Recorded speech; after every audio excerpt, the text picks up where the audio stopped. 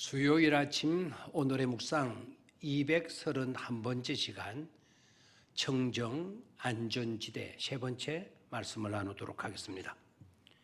역시 오늘 우리가 묵상하게 될 본문의 말씀은 동일합니다. 시편 12편 5절과 시편 46편 1절에서 3절의 말씀입니다. 다시 우리가 함께 보도록 하겠습니다. 여호와의 말씀에 가련한 자들의 눌림과 궁핍한 자들의 탄식으로 말미암아 내가 이제 일어나 그를 그가 원하는 안전한 지대에 두리라 하시도다. 아멘. 46편 1절로 3절입니다.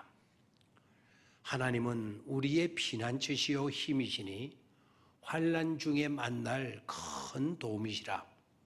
그러므로 땅이 변하든지 산이 흔들려 바다 가운데 빠지든지 바닷물이 솟아나고 뛰놀든지 그것이 넘침으로 산이 흔들릴지라도 우리는 두려워하지 아니하리로다. 두려워 아니하리로다. 아멘. 미국 제약회사 화이자가 독일 바이오엔테크와 손을 잡고 코로나19 백신 개발에 성공해서 접종을 시작했다는 보도는 그야말로 눈물겹도록 기쁘고 반가운 소식이 아닐 수 없었습니다.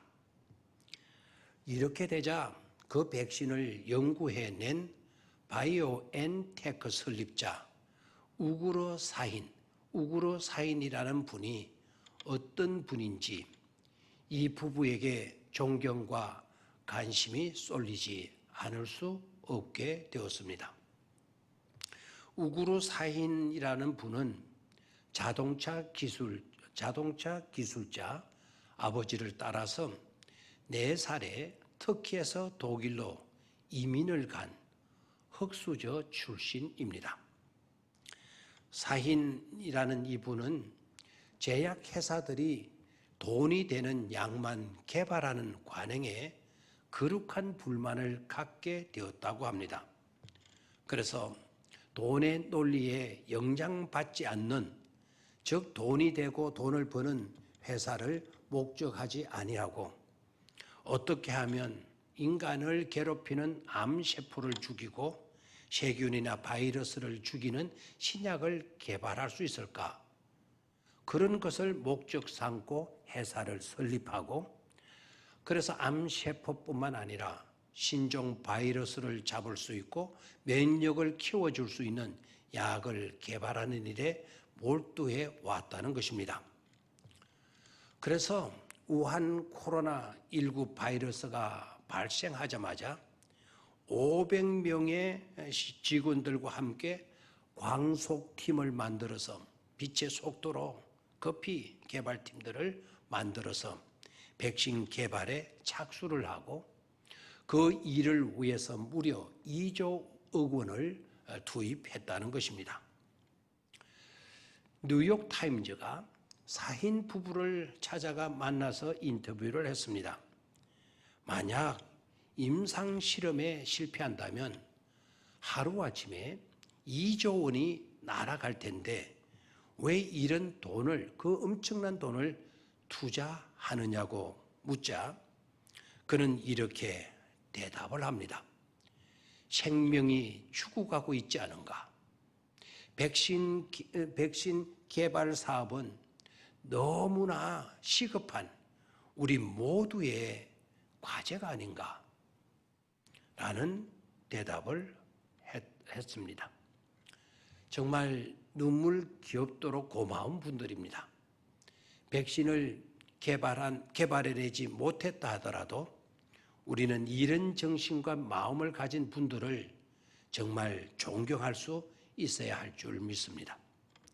그러나 너무나 감격스럽게도 개발에 성공했다는 것입니다. 화이자의 백신 개발 성공이 발표되던 날 광속팀의 주가는 무려 2조 원에서 25조억 원으로 뛰어 올랐다는 것입니다. 사업을 하던 어떤 분은 폐업 신고를 위해 서류를 준비하다가 이 소식을 듣고 서류를 찢으며 통곡했다는, 감격에 통곡을 했다는 소식도 전해집니다. 어수속히 백신이 충분히 생산되어 전 세계인들이 다 맞을 수 있는 그런 날이 속히 왔으면 좋겠습니다. 그러나 아셔야 합니다. 아무리 백신이 필요하고 고맙기도 하지만 그렇다고 모든 면에서 피난처와 안전지대는 아니라는 사실입니다. 백신으로 인하여 코로나에 대해서는 이길 수 있게 되었다 해도 모든 면의 안전을 보장받는 일은 아니기 때문입니다. 우리에게 있어서 완벽하고 안전한 안전지대는 어디이고 있는 것입니까? 그런 곳이 우리에게 있기나 한 것입니까? 지금까지 이 문제에 대해서 말씀을 드렸습니다. 그냥 그렇게 고개 몇 번 끄덕이고 지나갈 일이 아닙니다. 우리에게 있어서 진정한 안전지대는 하나님이 나와 함께 하시는 바로 그곳, 하나님의 임재가 있는 바로 그곳입니다. 분명히 우리에겐 영원한 안전지대, 궁극적인 안전지대가 있습니다. 그곳이 어디입니까? 바로 하나님 나라입니다. 지상 어디에도 문제가 없는 곳은 없습니다. 질병도 하나가 극복되면 또 다른 질병이 생겨서 세계인들을 불안에 빠뜨립니다. 홍역이 세상을 썰었을 때가 있었습니다. 콜레라가 세계를 공포에 빠뜨린 그와 같은 때도 있었습니다. 이제 그런 것들에 대해서는 어느 정도 자유롭게 되었습니다. 코로나도 언젠가는 이번 백신으로 종식될 날도 올 것입니다. 그러나 그렇다고 이 지구촌이 안전지대가 다 된 것은 아님을 분명히 알아야 합니다. 하나님의 말씀인 요한계시록을 보게 되면 하나님의 나라만이 사망이, 애통이, 질병이 없다고 했습니다. 슬픔, 절망이, 허감이 없다고 했습니다. 하나님 나라뿐입니다.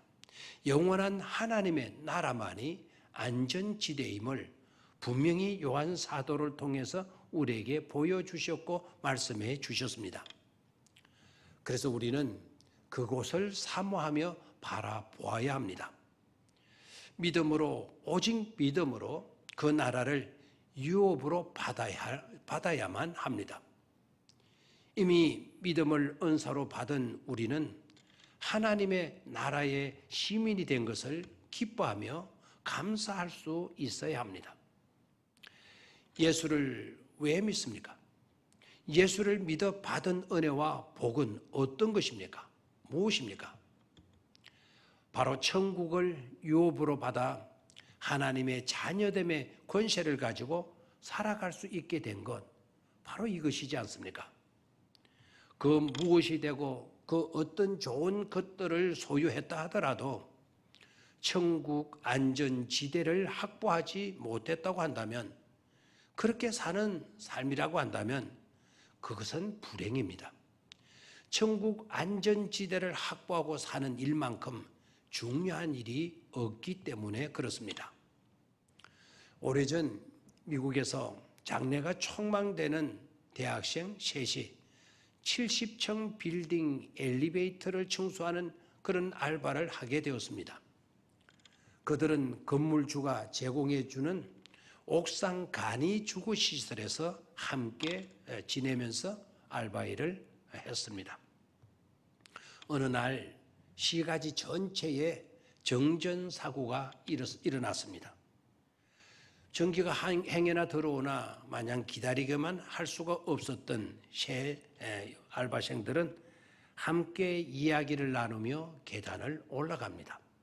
70층 빌딩의 옥상까지 말입니다.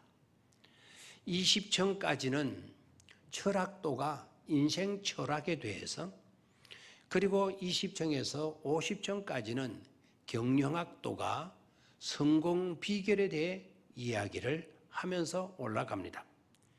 그리고 50청에서 70청까지, 나머지 70청까지는 신학도가 성경의 이야기와 신앙에 대해서 이야기를 했습니다.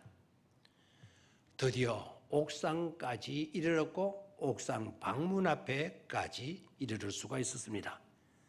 바로 그때 아뿔싸 수의실에 맡겼던 방 열쇠를 그냥 두고 올라온 것입니다.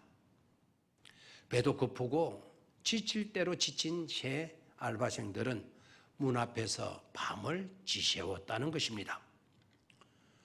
우리가 찬란한 영광의 천국문에 이르렀을 때에도 그런 일이 발생해서는 안 될 것입니다. 마지막이면서 영원한 안전지대, 영원한 청정지대는 하나님 나라뿐입니다. 언제 어디서나 하나님과 함께하는 삶이고 있습니까? 영원한 안전지대, 천국에 대한 준비는 제대로 하셨습니까? 온전한 믿음으로 그 일에 대해서 확신할 수 있을 줄 믿습니다. 감사합니다.